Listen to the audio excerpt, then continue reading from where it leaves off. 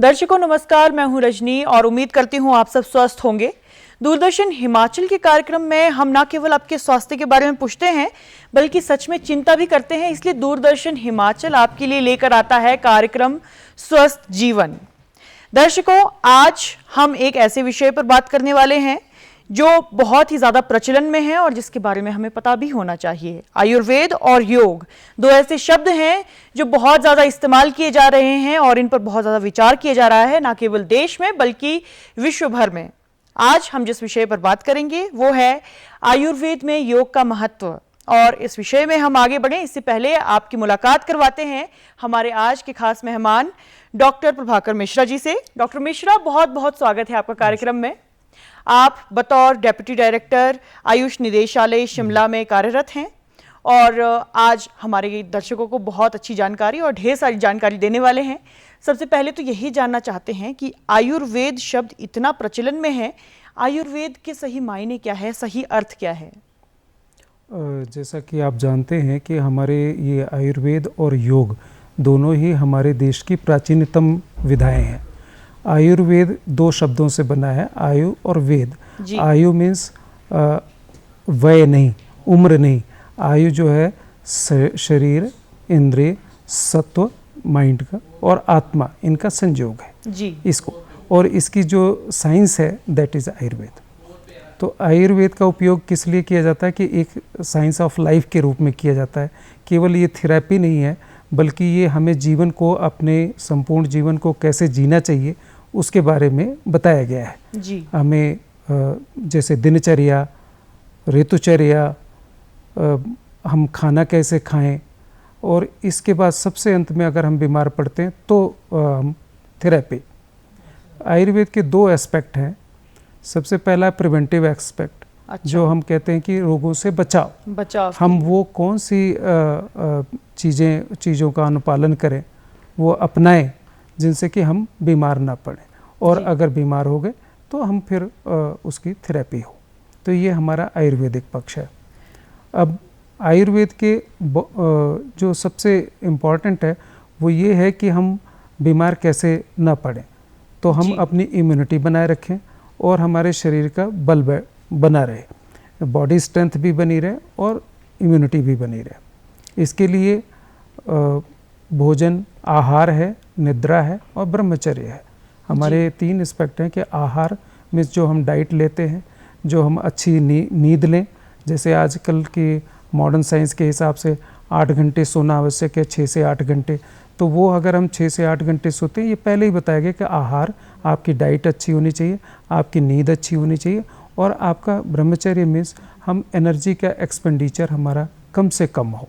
अच्छा। जो हमारे शरीर से, और शरीर की धातुओं की रक्षा तभी हो सकती है, शरीर की रक्षा हो सकती है जब हम हमारा मन एवं शरीर दोनों संतुलित व्यवहार करें जी। तो मतलब शारीरिक रूप से ही नहीं, हमें मानसिक रूप से भी स्वस्थ में रहना। जी मैडम। आयुर्वेद बहुत बड़ा है और हमें पता है कि ये बहुत पुराना भी है, लेकिन हमारा समय बदल चुका है, समय तेजी से भी बदल रहा है। तो आज के समय में कितना रेलिवेंट है आयुर्वेद? आज के समय में हमारे आयुर्वेद का रेलिवेंस काफ़ी बढ़ गया है। उसकी वजह है कि जो आधुनिक जीवन है ये तनाव से भरा है जी। जो हम डाइट ले रहे हैं उसमें काफ़ी इंसेक्टिसाइड्स, पेस्टिसाइड्स और तमाम हर्बिसाइड्स का, केमिकल्स का हम उपयोग कर रहे हैं। वो हम चाहें ना जाने अनजाने में हम यूज़ कर रहे हैं। प्रदूषण का अलग प्रभाव पड़ा है। साथ में ही जो मानसिक तनाव है वो हमारे आजकल की दौड़ भाग की ज़िंदगी में बढ़ गया है। तो इसमें आयुर्वेद का हमारा काफ़ी रेलेवेंस बढ़ गया है, क्योंकि जो हमारी आयुर्वेदिक दवाइयाँ हैं, जो आयुर्वेदिक जीवन शैली है, वो इनसे कम साइड इफ़ेक्ट वाली और ज़्यादा से ज़्यादा फ़ायदे देने वाली है। तो इसका रेलेवेंस बढ़ गया। बिल्कुल, आपने बहुत अच्छी बात कही कि हमारे आयुर्वेद का महत्व बढ़ गया है। लेकिन आयुर्वेद को पढ़ने का सही तरीका क्या है? क्योंकि हम जानते हैं आज के सही टाइम में इंफॉर्मेशन बहुत जगह से आ रही है, सही है, गलत है, या फिर सिर्फ हम एक ही बात कर लें कि आयुर्वेद में कहा गया है रात को दही नहीं खानी चाहिए, लेकिन कई ऐसे हमारे क्षेत्र भी है जहाँ पर ये बहुत ही ज़्यादा प्रैक्टिस में लाया जाता है। तो किस तरह से सही तरीके से आयुर्वेद को देखा जाए? जो हमारे आयुर्वेद में 2 प्रकार के साथ में बताए गए हैं जी। एक तो होता है हम जैसे हमारे जहाँ पैदा होते हैं, जियोग्राफिकल इफेक्ट होता है कहाँ, उसके हिसाब से साथ। दूसरा हम जिस चीज़ को, जैसे दही का आपने उदाहरण दिया, तो दही रात में खाना मना किया गया है आयुर्वेद में, लेकिन ओक साथ में है। ओक साथ में अभ्यास से आप लगातार किसी चीज़ को, जैसे हम हिमाचल प्रदेश में देखते हैं राजमा है, सरसों का साग है, अगर आप आयुर्वेद की दृष्टि से देखें तो ये बहुत ही दोष कारक माने गए हैं कि ये त्रिदोषों के प्रकोपक हैं, लेकिन अभ्यास से यहाँ साथ में है। तो ये लोगों को समझना चाहिए कि हम उनको मना ना करें खाने के लिए, जो लगातार वर्षों से खा रहे हैं, पीढ़ियों से खा रहे हैं, तो पीढ़ियों से वो उपयोग में लाएं, लेकिन उसके उपयोग का तरीका बदल दें। जैसे दही का है तो दही के साथ खाने के लिए कि बिना आंवले के ना खाए, मतलब आंवला कुछ जैगरी के साथ मिला के अगर खाया जाए, किसी दाल के साथ मिक्स करके खाया जाए, तो उसके दुष्प्रभाव जो दही के आयुर्वेद में बताए गए वो कम हो जाते हैं। अच्छा, जो हमारी पीढ़ी दर पीढ़ी चला आ रहा है उपाय, उस तरीके से हम उसे सेवन कर सकते हैं जी। और योग जो हमारा दूसरा शब्द है, इसका सही अर्थ क्या है? योग जो है पतंजलि के द्वारा ही प्रवर्तित ज्ञान है और ये सबसे प्राचीनतम है। और योग की जो परिभाषा है वो ये कि 8 फोल्ड है। ये योग केवल आसन से ही नहीं है। आजकल हम योग का अर्थ केवल आसनों के द्वारा ही, योगासन से योग, लेकिन वो उसका एक पार्ट है। योग जो है 8 अंग हैं इसके, जिसको हम 8 फोल्ड योगास कहते हैं। और उसमें आसन, यम, नियम, आसन, प्राणायाम, प्रत्याहार, धारणा, ध्यान और समाधि। तो सबसे पहले जो स्टेप्स 2 हैं वो पहले नंबर पे आते हैं, यम और नियम, जो कि आज के लोगों को का एग्जैक्ट नॉलेज नहीं है उनको। यम जो है वो 5 प्रकार के हैं, सत्य, अहिंसा, अस्तेय, अपरिग्रह और ब्रह्मचर्य जी। तो सत्य मीन्स ट्रूथफुलनेस, अहिंसा मीन्स नॉन वायलेंस, अस्तेय मीन्स चोरी ना करना, अपरिग्रह मीन्स बहुत ज़्यादा चीज़ों को संग्रह नहीं करना। अच्छा, जितनी ज़रूरत कम है जितनी कम, हाँ जी, आपका कहना ठीक है, जितनी ज़रूरत है उतना ही हम उपयोग में रखें। और ब्रह्मचर्य का पालन में हमारा बिहेवियर कैसा हो। अच्छा, बिहेवियर कैसा हो तो उसको ब्रह्मचर्य में हम लेते हैं। ब्रह्म के जैसा आचरण करना, ब्रह्मचर्य के, चर्या मीन्स उसकी लाइफ कैसे हो, ब्रह्म के समान हो, मतलब बड़ी पोलाइट हो, दूसरों के प्रति हमें काइंडनेस हो, ये ब्रह्मचर्य का अर्थ है। तो ये हो गया यम। और नियम में शौच, संतोष, तप, स्वाध्याय और प्रणिधान। अच्छा। तो ईश्वर प्रणिधान 5वां है। तो शौच मीन्स पवित्रता, हम बाहर की सफाई भी हो, बॉडी की भी सफाई हो और अंदर मन की भी सफाई हो। शौच, संतोष, मतलब हमारे में कॉन्टेंटमेंट हो और हम संतुष्ट रहें। इस भागदौड़ की ज़िंदगी से थोड़ा अपना समय निकाल के अपने संतोष का व्यवहार करें। शौच, संतोष। तप है मीन्स हमें किसी चीज़ से जल्दी परेशान नहीं होना चाहिए, एंग्जाइटी नहीं होनी चाहिए। तब का मतलब हमें हमारे अंदर टॉलरेंस होना चाहिए किसी भी चीज़ के प्रति। और स्वाध्याय है, हम निरंतर जो है अध्ययनरत रहें। हम आजकल तो मीडिया है, मीडिया से हमें बहुत सी जानकारियाँ मिल जाती हैं जो हम कम समय में और बहुत आसानी से गूगल इत्यादि के सर्च इंजन के माध्यम से हम प्राप्त कर लेते हैं। बिल्कुल। तो ये स्वाध्याय हो गया।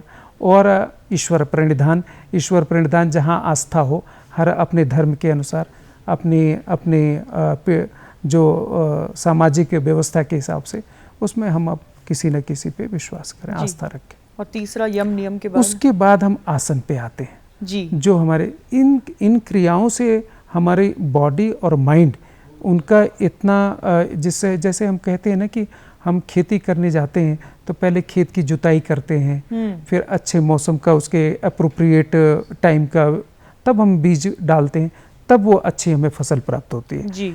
लाइकवाइज हमें जब अगर हम आसन पे जाते हैं, जैसे जैसे एक स्टेप आगे बढ़ते हैं तो वो हम पहले इन 2 यम और नियम का पालन करते हैं, तो हमारे शरीर में इस प्रकार की व्यवस्था पैदा हो जाती है, इस प्रकार का वातावरण उत्पन्न हो जाता है कि हम आसन के आसन को ईजिली कर पाते हैं एवं उसके सारे फायदे हमें मिलते हैं जी। उसके कोई साइड इफेक्ट नहीं होते हैं। और आसन के बाद? उसके बाद प्राणायाम का नंबर आता है जिसको हम आजकल ब्रीदिंग एक्सरसाइज भी कहते हैं जी। और जो आजकल काफ़ी मीडिया के द्वारा काफ़ी योग के क्लासेस चलाए जा रहे हैं, तो उसमें हम देखते हैं कि प्राणायाम हम कैसे करते हैं। तो प्राणायाम चौथे स्टेप पे आता है। पहले इन 3 स्टेप का पालन करके अगर हम चौथे पे जाएं तो उसका पूरा हमें फ़ायदा मिलेगा। प्राणायाम के बाद? प्राणायाम के बाद प्रत्याहार है। प्रत्याहार मीन्स हम किसी अपने एक उद्देश्य के किसी एक विचार पे हम टिक जाए, किसी एक विचार के प्रति हम पूरा फोकस हो जाए, जिसको वो प्रत्याहार है। उसके बाद धारणा मीन्स उसको कंटिन्यूअस सोचते रहें, तो धारणा बनी। उसके बाद हमारा नंबर आता है ध्यान का, अंत में जाकर ध्यान। जी हाँ, ध्यान का। और ध्यान का ही एक कंटिन्यूम स्टेज जो है वो समाधि है। अच्छा। समाधि का ये मतलब नहीं कि हम रहे, हमारे मन में एक ही विचार लगातार चलता रहे। जैसे हमने ब्रह्मचर्य का पालन किया या हम किसी के प्रति काइंड है, पूरे सोसाइटी के प्रति काइंड है, तो वो विचार लगातार बना रहता है। तो उससे हमारे ये ऑब्जर्व किया गया है कि इम्यूनिटी बहुत अच्छी बढ़ जाती है जी। जो हमारी इम्यूनिटी, और ये जितने भी एलिमेंट्स आपने बताए इनको मिलाकर हमारा योग बनता है। इसी को अष्टांग योग कहते हैं जी। सिर्फ आसन प्राणायाम तक सीमित नहीं है जी। जी। अब योग के बारे में तो आपने बहुत डीपली हमें बताया, लेकिन आयुर्वेद में योग को किस तरह से मिलाया गया है? आयुर्वेद में हमारे जो आयुर्वेद का एक दो हमारे आयुर्वेद के पार्ट हो जाते हैं, एक काय चिकित्सा और एक शल्य चिकित्सा। काय चिकित्सा जिसको हम मॉडर्न मेडिसिन के हिसाब से मेडिसिन बोलते हैं, इंटरनल मेडिसिन। तो इंटरनल मेडिसिन का जो हमारा आयुर्वेद का जो सबसे प्राचीनतम ग्रंथ है और प्रमुख ग्रंथ है वो है चरक संहिता। और चरक संहिता के शारीर स्थान में योग का वर्णन किया गया है। वहाँ कहा गया है कि योगे मोक्षे च सर्वासाम वेदना नाम वर्तनम। उसकी मीनिंग ये है कि योग के द्वारा सभी वेदनाओं मीन्स सभी प्रकार के दुखों का नाश हो जाता है जी। दुखों की समाप्ति हो जाती है। इस प्रकार योग हम एक तो योग है, दूसरा है योग और आयुर्वेद में 2 समानताएं हैं कि योग में जिस प्रकार यम नियम है वो एक सद्वृत्त है, वो एक एथिकल प्रैक्टिस है। वैसे ही आयुर्वेद में भी प्रत्येक चैप्टर में, हर चैप्टर के लास्ट में सद्वृत्त का पालन के लिए बताया गया है कि अगर हम सद्वृत्त का पालन करते हैं मीन्स अच्छा एथिकल प्रैक्टिस करते हैं तो हमें बीमारियां कम होंगी। प्रिवेंशन है, प्रिवेंटिव एस्पेक्ट है। अगर बीमारियां हो गई तो उनकी जल्दी समाप्ति हो जाएगी। तो इस तरह से हम देखते हैं कि योग आयुर्वेद में काफ़ी इन्वॉल्व है काफ़ी। और योग के जो आजकल के जीवन में जो हम योग का प्रयोग कर रहे हैं उसमें 2 है कि आजकल के जो तनावजन्य बीमारियां हैं जिनको हम आजकल साइकोसोमेटिक डिसऑर्डर्स बोलते हैं जी। पहले हमारा साइकी इन्वॉल्व होता है, उसके बाद हमारी सोमा मीन्स हमारी बॉडी इन्वॉल्व होती है। तो साइकिक जो आजकल के स्ट्रेस का साइकिक दुष्प्रभाव है, साइकी के द्वारा दुष्प्रभाव है, जैसे इस बीमारियों से इरिटेबल बाउल सिंड्रोम बन गया है। अच्छा। जब हमारा नेचर जो है, आजकल की जो भागदौड़ की ज़िंदगी है इसमें जल्दबाजी है, हर काम को हम जल्दबाजी में करना चाहते हैं। रोड पे जैम्स लगे हुए हैं, हम ऑफिस जल्दी नहीं पहुंच पा रहे हैं, फिर तमाम तरह की दिमाग में ये जो उधेड़ बुन बनी हुई है, इससे हमारे इससे बॉडी पे इफ़ेक्ट आता है। और इस प्रकार इरिटेबल बाउल सिंड्रोम जिसमें हमें पेट की बीमारी है, वो पेशेंट कंप्लेंट लेके आता है कि हमें पेट हमारा साफ़ नहीं होता। अच्छा। हमें कई बार वॉशरूम जाना पड़ता है, टॉयलेट्स यूज़ करना पड़ता है। तो हमें देखना पड़ता है कि इनको क्या हम कैसे ठीक करें।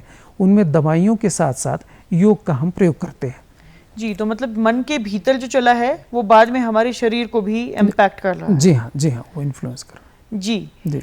तो आज के समय में हम योग करेंगे, हम आयुर्वेद का पालन करेंगे, लेकिन हमें ये सही जानकारी देगा कौन और कौन अच्छी तरह से सिखाएगा? आप आयुष विभाग में कार्यरत हैं। जी। तो सरकार भी बहुत सारे प्रयास कर रही है कि योग को बढ़ावा मिले। तो इस क्षेत्र में क्या किया जा रहा है? आयुष विभाग, हिमाचल प्रदेश आयुष विभाग के द्वारा सरकार ने बहुत ही हमारे अपने इंफ्रास्ट्रक्चर में हमने इसको इन्वॉल्व किया है योग को।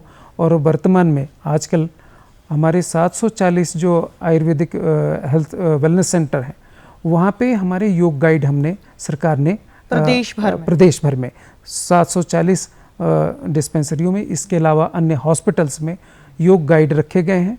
हमारे AMOs हैं जो आयुर्वेदिक मेडिकल ऑफिसर्स हैं, वो आयुर्वेद में ट्रेंड हैं, बड़े बड़े अस्पतालों में हमारे जो हैं, और उनके यहाँ हमारे जो हमारी जनता है वो वहाँ पे अपनी बीमारियों का तो इलाज कराती ही है, साथ साथ उनका योग का भी उन्हें गाइडेंस मिल सकता है जो कि फ्री ऑफ कॉस्ट है। उसके लिए उसे कोई भी पैसे नहीं देने पड़ते, और ये सुविधा हमने पुरुष और स्त्री दोनों के लिए रखे हैं, दोनों प्रकार के रोगियों के लिए रखे हैं। और वो योग गाइड से मिलके चिकित्सक के देखरेख में, क्योंकि वहाँ चिकित्सक भी है, हमारा आयुर्वेदिक चिकित्सक भी है और योग हैं, दोनों मिलके प्लान करते हैं कि किसी खास बीमारी के लिए कौन सा योग किया जाए। जैसे ये मैं इस पे स्ट्रेस इसलिए दे रहा हूँ कि बहुत सी ऐसी बीमारियां हैं ये जो हो चुकी हैं या जिनके होने की संभावना है, जैसे पेट की बीमारियां, तो जैसे एक हर्निया होता है, हर्निएशन होता है, तो एब्डोमिनल हर्निया में हम उन आसनों को नहीं सलाह देते हैं जिनसे कि हमारा पेट का इंटरनल एब्डोमिनल प्रेशर बढ़ता हो। बिल्कुल। तो वो जैसे पश्चिमोत्तान पादासन और मंडूकासन है और पवन मुक्तासन है, इसकी हम सलाह नहीं देते ऐसे मरीजों को। इसके अलावा हृदय रोग के बहुत से पेशेंट आते हैं, हार्ट डिजीज़ के, तो उनको हम उस तरह की एक्सरसाइजेज से योगासनों से मना करते हैं जिनसे हमारा इंटरनल एब्डोमिनल प्रेशर बढ़ता है। बिल्कुल। तो हमारी हिमाचल प्रदेश सरकार ने बड़ी अच्छी व्यवस्था कर रखी है, और हम अभी हमारा प्रस्ताव है कि हमारे 250 या 300 और जो वेलनेस सेंटर बनने हैं उनमें योग प्रशिक्षक रखे जाएंगे, योग गाइड रखे जाएंगे। जी, तो जैसे आम लोग हैं, सबसे पहले तो आपने कहा कि रोगियों के लिए योगा गाइड रखे हैं। जी। क्या हम जिन्हें बीमारियां नहीं हैं वो भी जा सकते हैं वहाँ? जी हाँ, ये हम सभी सुविधाएं हैं। अगर कोई जो स्वस्थ व्यक्ति है अपने हेल्थ को प्रमोट करने के लिए एंड मेंटेन करने के लिए, जो कंटिन्यूम है उसको बनाए रखने के लिए, वो वहाँ पे योग का कौन से योग क्रियाएं करनी चाहिए, उन्हें आसन कौन से करने चाहिए, यम नियम तो सबको करने चाहिए, हम सभी को सलाह देते हैं। और लेकिन इसके अलावा आसनों में कौन सा आसन करें, प्राणायाम में किस प्रकार कौन सा प्राणायाम करें, तो ये वो वहाँ पे सलाह ले सकते हैं जो स्वस्थ व्यक्ति हैं। और नज़दीकी केंद्र कहाँ पर होंगे जहाँ पर ये सुविधाएं हमें मिलेगी? जैसे हमारे शिमला में जो हमारा रीजनल आयुर्वेदिक हॉस्पिटल है छोटा शिमला, वहाँ पे ये सुविधा उपलब्ध है। वहाँ पे हमेशा आप कांटेक्ट कर सकते हैं। जाठिया जी हैं यहाँ पे, हमारे आयुर्वेदिक हेल्थ वेलनेस सेंटर है, ढली में है, और अन्य जितने आसपास के हैं सभी जगह है, वहाँ पे ये सेवा उपलब्ध हो जाएगी, उपलब्ध है, योग की सेवा उपलब्ध है। बिल्कुल, आपने बहुत अच्छी जानकारी हमें दी है। और अगर हमारा कोई दर्शक है जो कि एक्सपर्ट की सलाह से वो भी मुफ्त में चाहता है कि वो योग को अपनाए, आयुर्वेद को अपनाए, तो सर ने जैसा बताया वैसे हम अपने नज़दीकी केंद्र में जा सकते हैं और इन सेवाओं का लाभ उठा सकते हैं। एक और बात हम आपसे जानना चाहते हैं, वो ये कि आजकल हम होम्योपैथी, एलोपैथी, आयुर्वेद, अलग अलग तरह का इलाज हमारे पास है। आयुर्वेद को हम साथ के साथ अपना सकते हैं? हम बहुत से केसेस में ऐसे आते हैं हमारे पास मरीज जिनमें हम आयुर्वेद को एज अ एडजुवेंट थेरेपी, साथ में चलने की थेरेपी के रूप में प्रयोग करते हैं, और हम लोगों ने अपनी प्रैक्टिस में किया है। जो हमारे आयुर्वेदिक विशेषज्ञ हैं वो चिकित्सक इस प्रकार की सेवाओं का उपलब्ध, जैसे उच्च रक्तचाप है जी, अब वो हाइपरटेंशन है जिसको हम हाई ब्लड प्रेशर भी कहते हैं कॉमन लोगों के लिए।